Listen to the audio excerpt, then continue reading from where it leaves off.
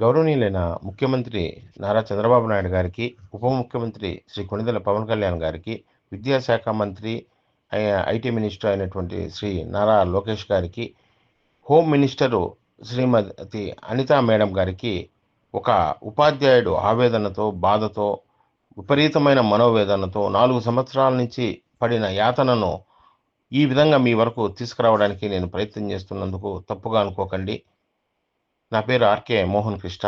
నేను అన్నమయ్య జిల్లా రాజంపేట నివాసిని. రీసెంట్‌గా ఒక సమస్య పోలీసు వారి దృష్టికి తీసుకెళ్తే, రాజంపేట మండలంలో మన్నూరు పోలీస్ స్టేషన్‌లో ఉన్నటువంటి సీఐ అలీ గారి నిర్లక్ష్య ధోరణి నా మనసుని చాలా బాధించింది. దీనికి ముందు జరిగినటువంటి సంఘటన ఏంటంటే, మా తాతల నాటి ఇంటి స్థలం. మేము పుట్టి, పెరిగి, బాల్యం అనుభవించినటువంటి పూరి గుడిసెలో ఉన్నటువంటి స్థలం. ఆహ్, ఇసుకపల్లి పంచాయతీ ఉన్నటువంటి ఒక అవినీతిపరుడు వీఆర్ఓ రాఘవేంద్ర అనేటటువంటి వ్యక్తి తాళపాక సీలు ఉపయోగించి పంచాయతీ సీలులు అతను సంతకం చేసి 3,00,000 లంచంతో కాంట్రాక్ట్‌గా మాట్లాడుకొని, రిజిస్ట్రార్ మహబూబ్ బాషా పుల్లంపేట వారి దగ్గర నుంచి ఆ స్థలాన్ని ముగ్గురు వారసులైనటువంటి ముగ్గురు వారసులకు చెందినటువంటి ఆ స్థలాన్ని మా చిన్నాన్న గారైనటువంటి కృష్ణయ్య అనే వ్యక్తికి ఒక్కనికే స్థలము రిజిస్ట్రేషన్ దగ్గరుండి చేయించాడు. 3,00,000 లంచంలోనే ఇతను సంతకం పెట్టడము, ఇతను రాజంపేటలో సబ్ రిజిస్ట్రార్ ఆఫీస్ ఉన్నప్పటికిని, రాజంపేట రిజిస్ట్రారు వీఆర్ఓ రాఘవకు లావాదేవీలు లేకపోవడంతో, పుల్లంపేట రిజిస్ట్రార్ మహబూబ్ బాషాతో లాలూచి పడి, అది పుల్లంపేటలో రిజిస్ట్రేషన్ చేయించారు. సదరు విషయం తెలిసి నేను వీఆర్ఓను ప్రశ్నించగా, తను డొంకతిరుగుడు సమాధానం చెప్పడము, "నాకు తెలీదు. మీరు ఊర్లో లేరు గదా! అందుకే ఇచ్చామంటారు. మేము ఉద్యోగరీత్యా బయట పనిజేసుకుంటున్నాం. మా పెదనాన్న పిల్లలైనటువంటి నలుగురు అక్కచెల్లెళ్ళు వాళ్ళు పెళ్ళిళ్ళయి వాళ్ళ భర్తలతో కాపురాలు చేసుకుంటున్నారు. స్థలం ఖాళీగా ఉంది. మా చిన్నాన్నగారు 16 సెంట్ల మొత్తం స్థలంలో 3 సెంట్లలో తన ఇల్లు కట్టుకున్నాడు. ఒకవేళ వీఆర్ఓ రాఘవ తనకు ఇస్తే ఏదైనా తన ఇంటికి నిర్మాణానికి, తన ఇంటి వరకు స్థలాన్ని అనుభవ సర్టిఫికేట్ ఇచ్చి, దాన్ని రిజిస్టర్ చేయించి ఇచ్చుంటే దాంట్లో న్యాయం ఉంది. పక్కనే ఉన్నటువంటి ఖాళీ స్థలాన్ని గూడా ఎవరు లేరు, ఇది నా అనుభవంలో ఉంది అని జెప్పేసి దాన్ని రిజిస్టర్ చేశారు. ఈ విషయంలో 4 సంవత్సరాల నుంచి రెవెన్యూ ఆఫీస్‌లో ఎంఆర్ఓల చుట్టూ, ఆర్డీఓల చుట్టూ, కలెక్టర్ల చుట్టూ తిరిగాను. వాళ్ళు రాఘవ చేసిన అవినీతిపరుడని తెలిసినప్పటికిని, అతని అవినీతిలో భాగస్వామ్యం కలిగినటువంటి వ్యక్తులు అయ్యి ఉండొచ్చునేమో, అందుకు అతన్ని కాపాడుకునే ప్రయత్నం చేస్తూ అతని పైన ఎటువంటి చర్యలు తీసుకోలేదు. ఆహ్, డొంక తిరుగుడు సమాధానంతో ఎన్హార్స్‌మెంట్‌లన్నీ ఇచ్చారు. ఈ విషయాన్ని ప్రయత్నం చేస్తూ ఉండంగా, వాళ్ళు మా చిన్నాన్నకు సంబంధించినటువంటి వ్యక్తులు కోర్టుకు వెళ్ళి, "ఈ స్థలం మాది. మా మీదకి దౌర్జన్యంగా వస్తున్నారు. మా దగ్గర అనుభవం సర్టిఫికేట్ ఉంది. కరెంటు బిల్లు ఉంది" అంటూ ఇంజెక్షన్ ఆర్డర్‌ని టెంపరవరీగా తీసుకున్నారు. ఇది 4 సంవత్సరాల క్రితం జరిగిన సంఘటన. ఈ 4 ఏళ్ళు అసలు ఇంజెక్షన్ ఆర్డరు టెంపరవరీ కాబట్టి అది తొలగిపోయి ఉంది. కేసులు వాయిదాలు నడుస్తున్నాయి. మా దురదృష్టం రాజంపేటలో రెగ్యులర్ మేజిస్ట్రేట్ గారు లేకపోవడంతో మేము ఆ కేసు అలా కొనసాగుతూ ఉండంగా కూడా మేము వెయిట్ చేస్తూ ఉన్నాము. రీసెంట్‌గా జరిగిన సంఘటన ఏందంటే, ఈ స్థలము కేసులో పెండింగ్‌లో ఉంటే కోర్ట్‌లో మేము గెలుస్తాము, గెలవచ్చు అని దానికి సంబంధించిన సాక్ష్యాధారాలన్నీ సేకరించి ఎంతో కష్టపడి వ్యయ ప్రయాసాలకు వచ్చి నేను చేసిన ప్రయత్నం అంతా కూడా వృధా చేస్తూ, కోర్టును ధిక్కరిస్తూ కార్తీక్ అనేటటువంటి మా చిన్నాన్న గారి అబ్బాయి ఆ స్థలాన్ని వాళ్ళ అమ్మగారి పేరు మీద రిజిస్టర్ చేశారు. సదరు విషయం తెలిసిద్ది. ఈసీ తీయడం ద్వారా కోర్టులో ఉన్నటువంటి ఒక స్థల వివాదాన్ని ఇంకొకరికి రిజిస్ట్రేషన్ చేయడం ఏంటి? దాని తర్వాత ఆ ఖాళీ స్థలంలో ఉన్నటువంటి ప్రదేశంలో చెట్లన్నీ కొట్టేశారు.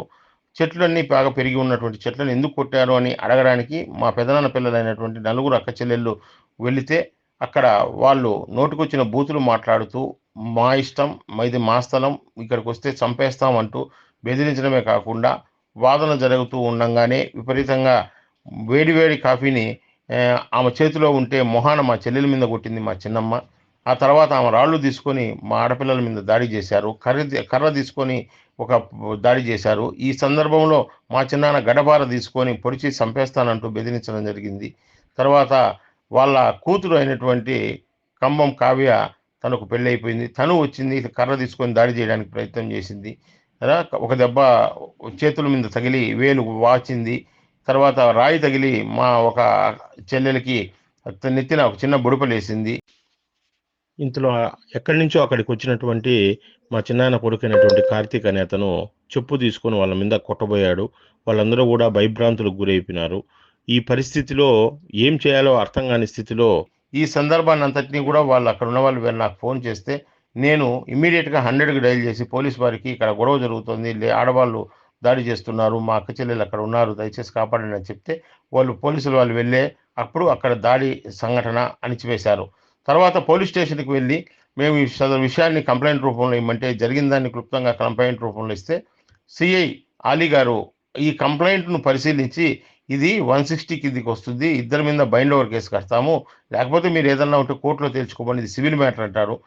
తలలు పగలగొట్టుకునేటట్టు, ప్రాణాలు తీసుకునేటట్టు దౌర్జన్యంగా బెదిరించి ఆడవాళ్ళ మీద ఇంత ఘోరంగా దాడి చేస్తే, తప్పు చేసిన వాళ్ళకి ఇంత ధైర్యం ఉంటే స్టేషన్‌కి వెళ్తే కనీసం పోలీసులు వారిని పిలిచి జరిగిందేంది విచారణ చేయకుండా రాఘవ ఇచ్చినటువంటి అనుభవం సర్టిఫికేట్ ద్వారా తలెత్తినటువంటి ఈ యొక్క పరిస్థితిని అసలు అధికార పరిధి నీకు సంబంధం లేని పంచాయతీలో నువ్వెందుకు సంతకం పెట్టావని అతన్ని ఒక్కరు ప్రశ్నించడంలే.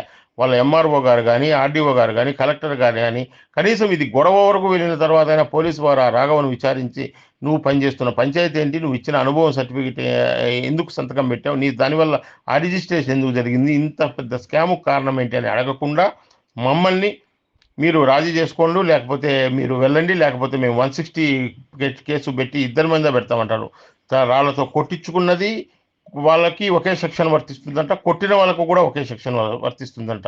ఈ విషయం వాళ్ళ సోదరుడుగా నేను సీఏ గారిని గట్టిగా ప్రశ్నించగా, అయ్యా మీరు న్యాయం చేయడం లేదు. మేము ఉన్నతాధికారుల దగ్గరికి గాని, లేదంటే నేను పెద్దవారి దగ్గరికి గాని వెళ్ళవలసి వస్తుంది అని అంటే, ఏం నువ్వు నన్ను బెదిరిస్తున్నావా? నీ మీద నేను కేసు పెడతాను. సుమోటోగా కేసు పెడతాను అని నన్ను బెదిరించడం జరిగింది. ఇదెక్కడి న్యాయం? ఇదెక్కడి అన్యాయం? ఆ! మేము అసలు వైసీపీ గవర్నమెంటు ఆ అరాచకాలు, ఆ బాధలు అవన్నీ పడి ఎంతోమంది ఇది నేను కాదు నాలాంటి వందల, వేల, లక్షల మంది పడిన బాధలే ఈ పొద్దు కూటమి ప్రభుత్వం అక్కడ నిలబడి ఉంది. మాకు ధైర్యం ఉంది ఈ కూటమి ప్రభుత్వంలో న్యాయం జరుగుతుంది. కానీ మిమ్మల్ని చేరే మాధ్యమం మాకు లేదు. ఇక్కడ వ్యవస్థ మాత్రం మీరు పైన నుంచి బాగున్నా కూడా కింద మాత్రం మొత్తం రెవెన్యూ డిపార్ట్మెంట్‌లో గాని, రిజిస్టర్ డిపార్ట్మెంట్‌లో గాని, పోలీస్ డిపార్ట్మెంట్ గాని ఎటువంటి మార్పులు కించిత్తైనా కూడా లేవు. వాళ్ళకి ఎటువంటి బాధ్యత, భయం గాని, తప్పు చేస్తున్నామనే భయం గాని లేదు. వాళ్ళు ఏమనుకుంటే అది చేస్తున్నారు. ఈ పరిస్థితిని మానసికంగా నేను వారం రోజుల నుంచి నలిగి నేను ఈ యొక్క వీడియోను మీకు పంపించాలని నేను ఈ ప్రయత్నం చేస్తున్నాను. నేనేదో ప్రభుత్వాన్ని విమర్శించాలనో, లేకపోతే నేను మరొకటి దురుద్దేశం అయితే నాకు లేదు. దయచేసి దీన్ని తప్పుగా అనుకోకండి. ఆలీ గారు దీన్ని పిలిచి వాళ్ళను మందలించి లేదంటే ఏదైనా ఒక కేసు పెట్టి ఏదైనా చేసింటే మా ఈ గొడవ సద్దుమణిగేది. కానీ ఇది 2 కుటుంబాల మధ్య గొడవకు కారణమైనటువంటి వీఆర్ఓ ఒక తీరైతే, పోలీసు వారు నిర్లక్ష్యంగా దీన్ని అసలు పట్టించుకోకుండా మొదటి నుంచి ఇప్పటి వరకు మమ్మల్ని బాధపెడుతూనే ఉన్నారు. దయచేసి మీరు ప్రభుత్వ పెద్దలు అర్థం చేసుకోండి. పవన్ కళ్యాణ్ గారు ఆడవాళ్ళకు ఏదన్నా అన్యాయం జరిగితే మీరు ఓర్చుకోనన్నారు. అయ్యా మీ మీద మాకు నమ్మకం ఉంది. అమ్మ అనితమ్మ గారు మీరు ఒక ఉపాధ్యాయురాలు, నేను ఒక ఉపాధ్యాయుడిని. నేను గర్వపడుతున్నాను తల్లి, ఒక ఉపాధ్యాయురాలుగా మీరు హోంశాఖలో ఉండడం అనేది. కానీ దయచేసి మీ కింద స్థాయి ఉద్యోగస్తులు, ప్రభుత్వంలో ఉన్నటువంటి ఈ పోలీసు పెద్దలు చాలా నిర్లక్ష్య ధోరణితో ఉన్నారు. వాళ్ళకి ఏదన్నా లంచాలు, రికమెండేషన్లు ఇలాంటివి బాగా అలవాటు పడినట్టున్నారు వైసీపీ గవర్నమెంట్‌లో. లంచాలు, రికమెండేషన్లు లేని ప్రభుత్వాన్ని మేము చూస్తున్నాం అనుకుంటున్నాము. కానీ మేము వాళ్ళని యాడికి రికమెండేషన్‌కి పోవాలా? ఎక్కడ మేము లంచాలు ఇచ్చి మాకు జరిగిన అన్యాయానికి మేము కేసులు కట్టించబడి ప్రాధేయపడాలా? తిరిగి మేమేమైనా గట్టిగా మాట్లాడి మేము ఇది తప్పు చేస్తున్నానని అడిగితే నన్ను ప్రశ్నించేంతటి వాడివా? నువ్వు చెప్తే నేను చేయాలా? నీ మీద నేను సెక్షన్‌లో కేసు పెడతానని అంటున్నారు. ఈ వీడియో మీకు చేరుతుందని నేను ఆశిస్తున్నాను. ఖచ్చితంగా ఈ వీడియో మీకు చేరి నాకు న్యాయం చేయగలరని, నా నెంబర్‌కి మీరు సంప్రదించగలరని నేను కోరుకుంటున్నాను. అయ్యా ముఖ్యమంత్రి గారు, ముఖ్యంగా మీకు ఒక విన్నవించుకునేది ఏమంటే, గత ప్రభుత్వ హయాంలో 1902 స్పందన అనేటటువంటి ఒక టోల్ ఫ్రీ నెంబర్ ఉండింది. ఇప్పుడు ఆ నెంబర్ పనిచేయడం లేదు. కానీ వాస్తవంగా అయ్యా ఆ 1902 నెంబర్‌కు ఫోన్ చేస్తే ఇమ్మీడియేట్‌గా ఏ శాఖలో అవసరం ఉందో ఆ పరిస్థితి ఏ శాఖకు వివరించాలనో ఇమ్మీడియేట్‌గా నమోదు చేసుకొని ఆ శాఖకు పంపించేవాళ్ళు. ఆ శాఖ నుంచి ఎండార్స్‌మెంట్ రూపంలో మాకు సమస్యకు అది పరిష్కారం అయిందా?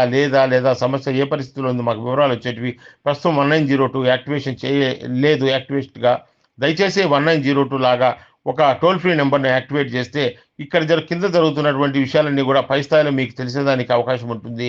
మీరు పై స్థాయిలో ఎంత నిజాయితీగా, ఎంత కష్టపడి రేయింబవళ్ళు రాష్ట్ర అభివృద్ధి కోసం మీరు పాటుపడుతున్నారో, నిరంతరం మీరు శ్రమ పడుతున్నారో మాకు తెలుసు. కానీ కింది స్థాయిలో మాత్రము చాలా ఘోరంగా, దారుణంగా ఉన్నాయి ఈ పరిస్థితులు. ఈ పరిస్థితులన్నింటినీ మీకు వివరంగా చెప్పడానికి నేను నేరుగా మిమ్మల్ని సంప్రదించాలనుకుంటున్నాను. మీ అపాయింట్మెంట్ కోసం నేను ప్రయత్నిస్తున్నాను.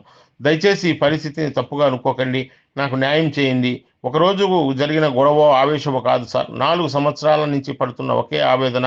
ఇప్పుడు 3 కుటుంబాల మధ్య విపరీతమైన గొడవలు అయిపోయినాయి. మన మనసులు విరిగిపోయినాయి. మా జీవితాలు చిన్నాభిన్నమైపోయినాయి. దయచేసి ఈ పరిస్థితిని పోలీసు వారి దృష్టిలో మీ నుంచి తీసుకొచ్చి కేసు నమోదు చేయమని, మాకు జరిగిన అన్యాయానికి, మా అక్కచెల్లెలు జరిగిన న్యాయానికి మీరు న్యాయం చేస్తారని ఆశిస్తున్నాను సార్. విఆర్ఓ రాఘవ చేసినటువంటి అవకతవకలు అన్నీ ఇన్ని కావు సార్. అతనితో పాటు ఎంఆర్ఓలతో పాటు ఆర్డీఓలు, ఇవన్నీ కొన్ని వేల కోట్ల కుంభకోణాలన్నీ జరిగి ఉన్నాయి.